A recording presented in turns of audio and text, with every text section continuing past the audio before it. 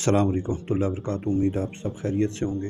हमने जो सिलसिला मसनवी मौलाए रूम रहमतुल्लाह अलैह को की तशरीह करने का शुरू किया था, उसका आज दूसरा हिस्सा है। और दूसरे हिस्से के पहले पार्ट में कुछ सवाल हम, क्योंकि वो काफ़ी तवील है, तो इंशाअल्लाह ताला पहला सवाल जो है, अगर हम मौजूदा हाल का सुराग लगाएं तो हम दुनिया से भी और उक़बा से भी फल खाएं। मौजूदा हाल का सुराग लगाने से क्या मुराद है? देखिए, हम लोग आज अफसोस के साथ अपने हाल को नहीं समझ रहे कि माजी जो गुज़र गया, कल जो गुज़र गया वो मुझसे निकल गया, और कल जो आएगा वो मशकूक है। तो जो आज कन्फर्म है वो क्या है? अला इन्ना औलिया अल्लाह ही ला खौफुन अलैहिम वला हुम यहज़नून, के ख़बरदार, बेशक अल्लाह के वलियों पर ना कुछ खौफ होगा ना वो गमगीन होंगे। अब इसमें अल्लाह करीम हमें क्या इशारा दे रहे हैं कि जो अल्लाह के वली होते हैं, दोस्त होते हैं, उन्हें खौफ का ताल्लुक़ मुस्तक़बिल से है और गम का ताल्लुक़ माजी से। तो अल्लाह करीम यहाँ बता रहे हैं कि जो अल्लाह के दोस्त होंगे उनको ना माजी का गम होगा ना मुस्तक़बिल का खौफ। तो इसकी वजह क्या होगी? इसकी वजह ये होगी कि वो जितने अल्लाह करीम के दोस्त होंगे उन्होंने अपने हाल को अल्लाह के हवाले कर दिया होगा। वो जो अपना आज, देखिए मेरा जो कल है वो डाउटफुल है, नहीं पता, और जो आज है जो मेरे पास अभी है ये कंफर्म है। तो मैं इसको अगर छोड़ दूंगा तो फिर मैं क्या पा रहा हूँ और क्या खो रहा हूँ।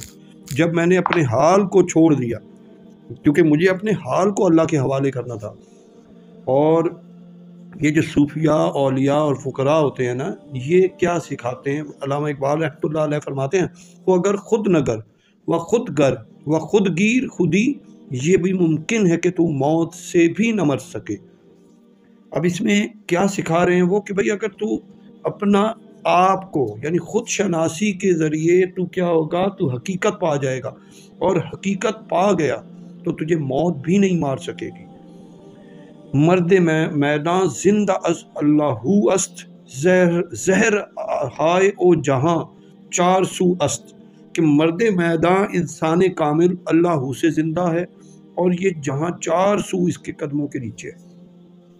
अब ये जो सारा सफ़र है जो हम कर रहे हैं, अब इसमें जो समझने की बात है, कतरा अगरचे महदूद वजूद रखता है, कतरे को देखिए तो बहुत, लेकिन जब ये अपनी नफ़ी करके समुंदर से मिल जाता है तो अब वही एक छोटा सा कतरा समुंदर बन जाता है। तो हम जब अपनी मैं को हक ताला की मैं में फ़ना कर देंगे तो वही मैं मेरी नहीं रहेगी, मेरी ज़िंदगी मेरी नहीं रहेगी।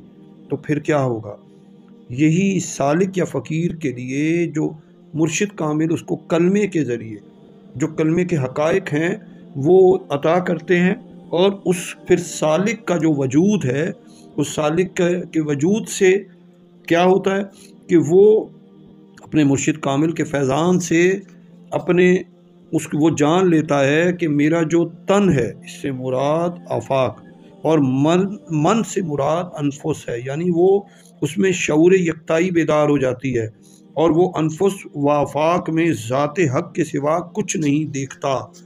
अब अल्लाह करीम कुरान में फरमाते हैं, सनूरी हिम आयातिना फिल आफाकी वफ़ी अनफुसिहिम हत्ता यतबय्यना लहुम अन्नहुल हक़, जल्द ही हम उनको अपनी निशानियां दिखाएंगे आफाक में और उनके अनफास में, यहाँ तक कि वो पुकार उठेंगे कि हक है।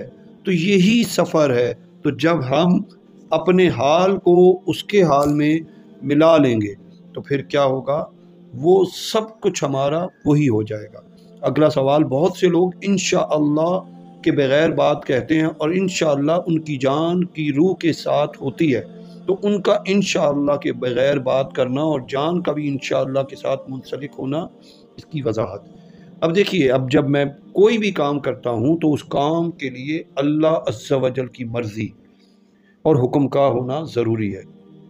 अब जब मैं कहता हूँ कि ये खाऊंगा, और अगर वो खाना میرے مقدر میں نہیں ہے تو میرے ہاتھ میں ہوتے ہوئے ہاتھ سے گر جائے گا، یا ایسا ہوگا کہ وہ چھن جائے گا، یعنی جو میرا نہیں ہے وہ مجھ تک، میرے شکم تک نہیں جا سکے گا۔ تو اس کے لیے مجھے کیا کرنا پڑتا ہے؟ دیکھیے، جب میں چاہتا ہوں، میں جانتا ہوں کہ جو ہوگا میرے اللہ کی مرضی سے ہوگا، تو اللہ عز و جل کی مرضی کے بغیر نہیں ہوگا، اور میری روح میرے یہ جڑی ہے انشاءاللہ کے ساتھ، یعنی اگر اللہ نے چاہا، اگر اللہ نہ چاہیں تو میں ایک لمحے بھی زندہ نہیں رہ سکتا، تو میرا اگلا لمحہ بھی، کیونکہ میں ہر لمحے میرے وجود کو اگر سانس روک دیا جائے، میرا دم روک دیا جائے، تو میں محتاج ہوں زندگی میں اس کا، یعنی اس سالک یا فقیر جان لیتا ہے کہ اس کا ہر لمحہ وہ محتاج ہے، اور اس کو اس کی محتاجی یہ ہے کہ اگر اللہ نہ چاہیں تو اس کو اگلے لمحے کی بھی فرصت نہ ملے۔ تو جب وہ جان لیتا ہے کہ اس کا کوئی بھی عمل، اس کا کوئی بھی فعل تب ہی کامیاب ہے جب اللہ چاہیں گے، تو سالک یا فقیر پھر ہر لمحے کو اللہ کی رضا میں، دیکھیے جب اللہ میرے ساتھ ہیں تو میرا ہر عمل کس کے لیے؟ تو یہ سارا سفر ذکر سے فکر کا ہے۔ ذکر کس کا؟ جب سالک یا فقیر مرشد سے بیعت نہیں ہوتا تو وہ دوری ہوتی ہے نفس کی، خواہشات کی، تو اس دوری کو مٹانے والے مرشد کامل کیا کرتے ہیں؟ اس سالک یا فقیر کی ذکر سے فکر پہ لے آتے ہیں۔ فکر کس کا ہوتا ہے؟ جو قریب ہو۔ اب اللہ کریم جب قریب ہو گئے تو وہ ذکر سے وہ ہر لمحے اس کو راضی کرنے پہ، وَهُوَ مَعَكُمْ أَيْنَمَا كُنْتُمْ، تم جہاں بھی ہو میں تمہارے ساتھ ہوں۔ اب وہ اللہ کریم جب اس کے ساتھ ہو گئے تو اس کا ہر فعل اللہ کو راضی کرنے کے لیے ہوتا ہے۔ تیسرا سوال ہے اولیاء اللہ کے خیالات اور عام بندے کے خیالات۔ اب اس میں جو سمجھنے والی بات ہے کہ جو یہ راز جان جاتا ہے کہ وہ خود کچھ بھی نہیں ہے، اس کا ہر عمل اللہ کی وجہ سے ہے، اللہ کے لیے ہے، اور جب مرشد کامل کے دیے ہوئے حقیقت کے علم سے سالک اور فقیر کے اندھیرے کے ظلمت چھوٹ جاتے ہیں، پھر وہ کیا کرتا ہے؟ اس کے ظاہر باطن، حس اور خیال دونوں جہاں اس کے لیے اب نور سے روشن ہو جاتے ہیں، اور اس کے حس میں کوئی بھی، اس کے خیالات میں کوئی بھی غیر نہیں رہتا، اور نہ کوئی غیر آتا ہے۔ تو پھر وہ کیا ہوتا ہے؟ اس کے اندر کی جتنی بھی نفسانیت ہے وہ ختم ہو جاتی ہے، اور وہ نورانیت میں سے نور بن جاتا ہے۔ اس کے اندر جو ہے فیض ہوتا ہے، اور فیض والا کیا ہوتا ہے کہ اس کا ہر عمل، اب اس کے شعور میں وحدت اور وجود میں مستی پیدا ہو جاتی ہے، اور اس عشق کی مستی سے اس کے اندر حقائق کے دروازے کھل جاتے ہیں۔ اب جو ہمارا ظاہر ہے، ہماری عقل ہے، یہ جو دکھتا ہے اس سے فیصلے کرتی ہے، جبکہ روحانیت اور نورانیت جو دکھ نہیں رہا اس کا سفر کرنا۔ تو اولیاء اللہ کے خیالات میں حقائق ہوتے ہیں، جبکہ عام بندے کے خیالات جو دیکھتا ہے وہ ہوتے ہیں، اس لیے ان کے خیالات پاک ہوتے ہیں۔ بے ادب حرف خود کو خراب نہیں کرتا بلکہ سارے عالم میں آگ لگا دیتا ہے۔ خطائے عالم خطائے عالم۔ اب دیکھیے، جو حقیقت کو نہیں جانتا، جو صرف ظاہر پر ہے، تو ظاہر والا حقائق سے بے خبر ہے، اور بے خبر ہونے کی وجہ سے وہ کیا کرتا ہے؟ وہ خود بھی، کیونکہ اس کو حقیقت دکھ نہیں رہی ہوتی، اور جو صرف ظاہر کو دیکھ کے فیصلہ کرتا ہے، پھر وہ دوسروں پہ کفر کے، شرک کے فتوے لگاتا ہے، اور اس کی وجہ سے کیا ہوتا ہے کہ وہ اور جتنے اس کے چاہنے والے ہوتے ہیں وہ سب اس کی وجہ سے اس کے ساتھ ہوتے ہیں، اور وہ دوسرے پہ الزامات لگانا، کیونکہ تصوف اور صوفیہ کیا سکھاتا ہے؟ کیونکہ ایک برے کو میں ٹھیک کر سکتا ہوں، برے بندے نو لبن ٹریا برا لبیا نہ کوئی، جدپڑے اندر جھاتی پائی میں تو برا نہ کوئی۔ تو میں اور آپ ایک برے کو ٹھیک کر سکتے ہیں، اور وہ میں خود۔ تو میرا اور آپ کا کام اپنی اصلاح ہے، ہم اپنے آپ کو ٹھیک کریں گے، اور پھر ہم سے جو منسلک ہیں وہ جب ہمارے کردار کو دیکھیں گے تو انشاءاللہ تعالی خود بخود اس پہ اصلاح آئے گی۔ تو ہم دوسروں پہ زبردستی کا اپنے عمل کو نہ تھوپیں، بلکہ ہمارا کردار ایسا ہو کہ کردار سے لوگ پہچان کریں۔ میرے آقا کریم علیہ الصلوۃ والسلام کو ان کے دشمن بھی صادق اور امین کہا کرتے، تو میں اور آپ کیسے غلام ہیں؟ تو غلام آقا کریم علیہ الصلوۃ والسلام کے طریقے پہ ہوگا۔ فقر، فقیری اور فقیر، فقر کیا ہے؟ تعلیمات مصطفیٰ صلی اللہ علیہ وسلم۔ فقیری کیا ہے؟ کردار مصطفیٰ صلی اللہ علیہ وسلم۔ اور فقیر کون ہے؟ غلام مصطفیٰ صلی اللہ علیہ وسلم۔ تو ہم جنہوں نے پتھر کھا کے دعائیں دی، جنہوں نے چھینا ان کو عطا کیا، تو میں اور آپ کیا کر رہے ہیں؟ اب پانچواں سوال کہ طبیب کا مریض کو دیکھتے ہی بھانپ لینا کہ اس کا جسم ٹھیک ہے، اس کا دل بیمار ہے اور اندرونی مریض ہے۔ مرشد کامل جو ہی مرید کو دیکھتے ہیں تو وہ پہچان لیتے ہیں کہ اس کا جو نفس ہے وہ بیمار ہے، اس کی خواہشات گندی ہیں، تو وہ کیا کرتے ہیں؟ وہ مرید کے ظاہر پہ نہیں باطن پہ کام کرتے ہیں۔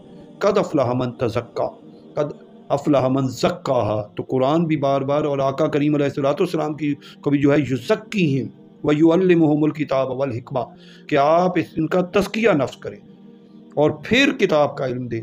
تو یہ جو حکیم نے دیکھا کہ اس کا جو ہے دل بیمار ہے، تو جب ہم نفسانیت پہ ہوتے ہیں تو دل میں ایک گناہ کرو تو دل پہ ایک سیاہی پڑھتے پڑھتے ایک وقت آتا ہے کہ وہ دل گناہوں اور اس کی وجہ سے ایک پتھر جیسا سخت ہو جاتا ہے، اور پھر اس پر ہدایت اور رہنمائی اثر نہیں کرتی۔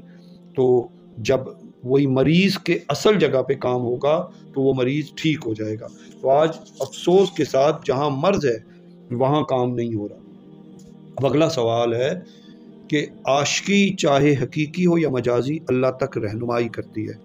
اب یہاں دیکھیے، جو بنی ہوئی چیز میں بنانے والے کو دکھتا ہے، اب جو چیز بنی ہے وہ ظاہر مجاز ہے، تو جو مجاز کے اندر حقیقت کو دیکھ لیتا ہے تو وہ کیا ہو جاتا ہے؟ وہ مجاز بھی حقیقت تک۔ تو اسی طرح مرشد بظاہر مجازی ہے لیکن وہ چنا ہوا کس کا ہے؟ حقیقت کا۔ تو جو حقیقت تک کا سفر ہے مجاز سے ہی ہے۔ اللہ کریم قرآن میں فرماتے ہیں وَمَن يُضْلِلْ فَلَن تَجِدَ لَهُ وَلِيًّا مُرْشِدًا، کہ جسے میں گمراہ کروں تو اس کے لیے نہ ولی ہے نہ مرشد۔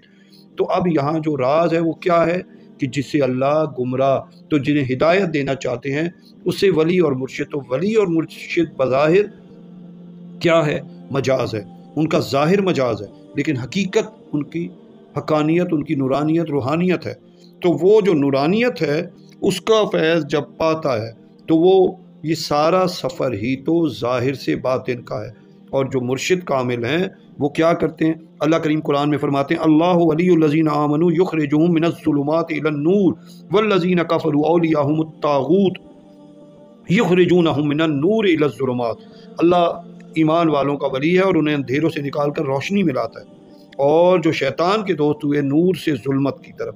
تو اسی لیے مجھے اور آپ کو یہ جو ظاہر ہے، جو اللہ کا ولی ہوگا وہ ہمارے باطن کو پاک کر دے گا، ہمارے باطن سے شیطانیت نفسانیت نکالے گا، اور اس سے کیا ہوگا؟